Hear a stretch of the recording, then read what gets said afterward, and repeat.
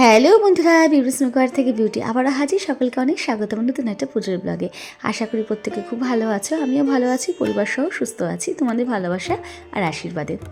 আজকে এই কনকনে ঠান্ডায় আমি তোমাদের সাথে শেয়ার করছি একটা রোদেলা দিনের ব্লগ, মানে পুজোর ব্লগ, জগদ্ধাত্রী পুজোর ব্লগ। গত বছর 2025-এ আমার 3 বছর পূর্ণ হলো জগদ্ধাত্রী পুজোর উপোসের। এসে থেকে সপ্তমী পুজো শুরু হয়ে গিয়েছে, আর এখানে তো তুয়ারানিও আমার উপর বেশ রেগে গেছে, যদি পোজ দিচ্ছে হেসেই কিন্তু রেগে গিয়েছিল, কারণ আমি অনেকটা দেরি করে এই বছর এসেছিলাম পুজো মণ্ডপে। আসার সময় দুটো স্থলপদ্ম এনেছিলাম মায়ের জন্য, যদিও মায়ের প্রচুর পদ্ম পেয়েছিল এই বছর। আর এখানে তো সবাই কাজে লেগে পড়েছি আমরা। আর এখানে দেখো গাঁদা ফুল ছিঁড়ে নেওয়া হচ্ছে, কারণ পুজোতে লাগে অনেকটাই। আর এখানে চণ্ডীপাঠও শুরু হয়ে গিয়েছে, আর এখানে ভোগ রান্নার প্রস্তুতি পর্ব শুরু হয়ে গিয়েছে। যেটা বলছিলাম, আমার জগদ্ধাত্রী পুজোর উপোস করা বলতে কোনো বিশেষ মানসিকের কারণেও না, বা বিশেষ কোনো ইচ্ছে পূরণের জন্যও না। আসলে আমার মন চেয়েছিল, সেটাও না, মানে মায়ের ইচ্ছেতেই হঠাৎ করেই পুজোর উপোস করা। আর দেখতে দেখতে 3 বছরও পূর্ণ হয়ে গেল। আর এখানে আমার ছেলেও বেশ মনোযোগ সহকারে মায়ের পুজোর কাজ করে প্রতি বছর এখানে এসে, আর যেটা দেখতেও খুব ভালো লাগে আমার। আর সবথেকে বড় কথা, মায়ের পুজোর জন্য এখানে আমরা প্রত্যেকে এই একটা দিন এসে হাজির হই, আর সবাই বেশ আনন্দ সহকারে পুজো কাজগুলো করি, মায়ের সেবা করি। যাই হোক, এখানে সপ্তমী পুজোর অঞ্জলির জন্য আমরা বসে পড়েছি এবং অঞ্জলি শুরু হবে। সপ্তমী পুজোর শেষ হওয়ার পর, মানে অঞ্জলি শেষ হওয়ার পরে বা অষ্টমী পুজোর সব গোছগাছ শুরু করতে হবে। আর এখানে দেখো সব গাঁদা ফুল যেগুলো ছিঁড়ে রাখা হয়েছিল, সেগুলো আলাদাভাবে আমি একটা প্লাস্টিকে ভরে ভরে কাকুকে দিতে হয়, কাকুর তাহলে সুবিধা হয়। আর যেহেতু সপ্তমী অষ্টমী নবমী আগেই বললাম 3টে পুজোর জন্য প্রচুর ফুল লাগে, তাই গাঁদা ফুলগুলোই ছিঁড়ে ছিঁড়ে রাখা হয়। আর এখানে দেখো অষ্টমী পুজো শুরু হয়ে গিয়েছে, আর মায়ের মুখখানা যে কী ভালো লাগে অষ্টমী পুজোর সময় কি বলবো। তো আমি তারপর একটু বেলপাতাগুলো সুন্দর করে গোছগাছ করে রাখবো, আর এগুলো তো পুজোর জন্য লাগে, তাই আলাদাভাবে বেলপাতা সমস্ত কিছু রেডি করে রাখবো। আর 108টা যেটা বেলপাতা যজ্ঞের সময় লাগে, সেটা আলাদাভাবে আগেই সরানো হয়ে গিয়েছে। তো এখানে অষ্টমী পুজো শুরু মানে চলছে সুন্দরভাবে, আর আমরাও সুন্দরভাবে কাজ করছি, গল্প করছি। আর এখানে আমি 108টা প্রদীপও সাজিয়ে নিচ্ছি, কারণ যত তাড়াতাড়ি কাজটা সামনে রাখতে পারবো ততই তাড়াতাড়ি ভালো হবে, কারণ এরপরে আবার 108টা প্রদীপ ধরানোর সময় চলে আসছে। তো এখানে আমাদের হয় কি, বছরে একটা দিন আমাদের সবাই যারা যারা পুজোর সাথে আমরা যুক্ত থাকি, প্রত্যেকে হই হুল্লো গল্প গুজব আনন্দ সহকারে মায়ের পুজো করি, সেবা দিই, সাথে আমাদের কত হই হুল্লোর মজা হয়। যাই হোক, এবার দাঁড়িয়ে পড়েছি অষ্টমী পুজোর অঞ্জলি দেবো বলে। আর অঞ্জলির পরেই দেখছি সেই ঝমঝমিয়ে বৃষ্টি, তোমাদেরকে দেখাচ্ছি দেখো।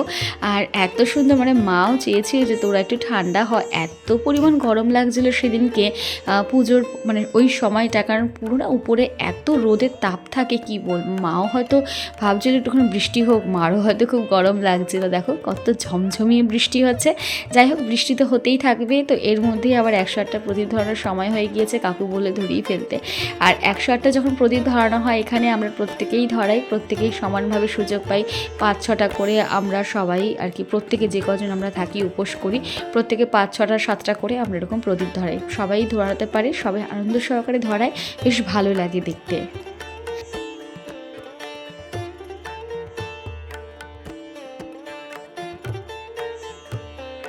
কি সুন্দর অপূর্ব দৃশ্য না বলো? মনে হচ্ছে প্রদীপের প্রতিটা আলোর শিখার মধ্যে মা অবস্থান করছে, চারিদিকটা যেন আলোয় আলোকিত হয়ে উঠেছিল। আর এরই মধ্যে নবমী পুজো শুরু হয়ে গিয়েছে, নবমী পুজো চলছে। মাঝখানে অনেক কিছু তোমাদের সাথে ভাগ করে নিতে পারলাম না, তার জন্য সত্যি দুঃখিত। সত্যি খুব কাজের ব্যস্ততা হয়ে পড়েছিল, কারণ বৃষ্টিটার কারণে অনেক কিছু না লেট হয়ে গিয়েছিল আমাদের করতে। মায়ের ভোগও চলে এসেছে এখানে অলরেডি, আর আমরা দাঁড়িয়ে পড়েছি মায়ের অঞ্জলি, মায়ের কাছে আর কি নবমী পুজোর অঞ্জলি দেবো বলে। অঞ্জলি হবে, অঞ্জলি হওয়ার পর হবে আরতি, তারপরে হবে যজ্ঞ, তারপরে হবে পুজো সমাপ্তি। তো দেখো এখানে মায়ের আরতিও শুরু হয়ে গিয়েছে অঞ্জলির পরে। আর মাকে আরতির সময় এত সুন্দর লাগে কি বলবো, মায়ের রূপ জ্যোতি যেন আরও বৃদ্ধি পায়। মা যেন প্রত্যেকটা তার শিষ্য ভক্তের দিকে তাকিয়ে থাকে, তাকিয়ে বলে, দেখ আমায় দেখ, কত সুন্দর না আমার লাগে। এই বিশ্ব ব্রহ্মাণ্ডকে যিনি ধারণ করে রেখেছেন, তিনিই তোমার জগদ্ধাত্রী, তাই না বলো? তো তোমরা দেখতে থাকো আরতি পর্ব, আশা করি তোমাদের খুব ভালো লাগবে।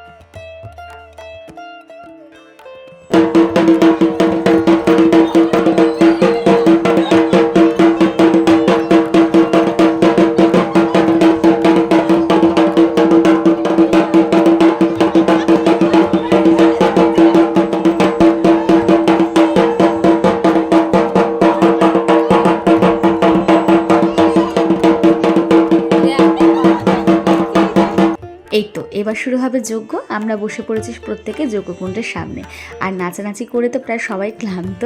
আর সত্যি কথা বলতে যজ্ঞকুণ্ডের সামনে বসার একটাই কারণ, এই যজ্ঞের তাপ মানে আগুনের তাপটা শরীরে লাগা মানে যত রকমের রোগ ব্যাধি আছে শরীর থেকে তা দূর হওয়ার জন্য, যত নেগেটিভিটি আছে তা দূর হয়ে যায় আমাদের শরীর থেকে, আমাদের জীবন থেকে।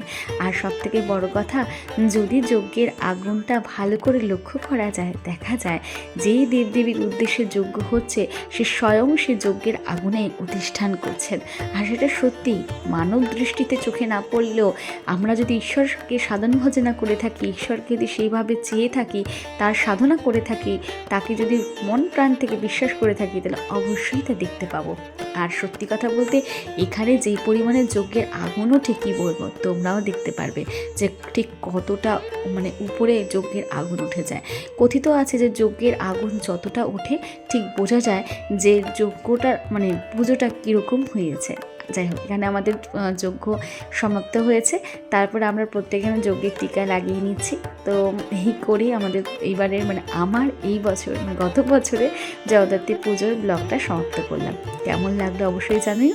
আর হ্যাঁ, এখানে কিন্তু আমার মা আর আমার শাশুড়ি মা মাঝখানে এসেছিল, আবারও এসে তারাও প্রণাম করলেন মাকে। আচ্ছা, এবার বলি যে যারা ফেসবুক থেকে দেখছো তারা প্লিজ একটু ফলো বাটনটা প্রেস করে দিও, আর যারা ইউটিউব থেকে দেখছো তারা প্লিজ সাবস্ক্রাইব করে দিও। ভালো লাগলে লাইক কমেন্ট শেয়ার করো। আর আমার ব্লগ কিন্তু তোমাদের কেমন লাগছে সেটা অবশ্যই জানিও, আর কে কোথা থেকে আমার ব্লগটা দেখছো সেটাও কিন্তু অবশ্যই জানিও। চলো টাটা।